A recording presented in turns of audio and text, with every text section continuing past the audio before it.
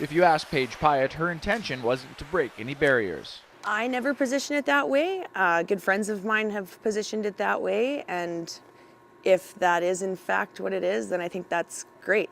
But in fact, this season, Pyett has paved the way. The 26-year-old became the first ever female in the Canada West to be an assistant coach on the men's side. It took a little bit to get into it, but that's just like anything, and I think with having a female on the ice, it probably took them a little longer than it would a male coach, but a couple weeks into the season, and we joke around at practice and we have lots of fun. Nice shot.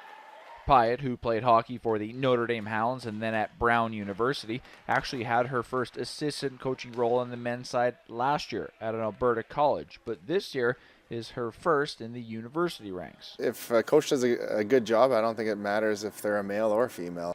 Todd Johnson had little hesitation hiring Pyett to his staff, but when she first reached out, it begged the question, why would a female want to coach on the men's side? You know what? That was the first question I asked her. I just said, why men, and why she wanted to work with us. And she's a very black and white person, and now with her dealings with our players, it's very evident. And for Pyett, the answer is pretty simple. I grew up in a really small town, and a lot of my best friends were guys, and it's always been my way to sort of be right in the thick of it. I'm sure people look at me walking around the rink, and I'm obviously not wearing a suit like Todd and the other male coaches. Now, as Pyett's first season with her new team is almost in the books, everything's pretty normal at this point, but she does understand the inspiration she could be providing.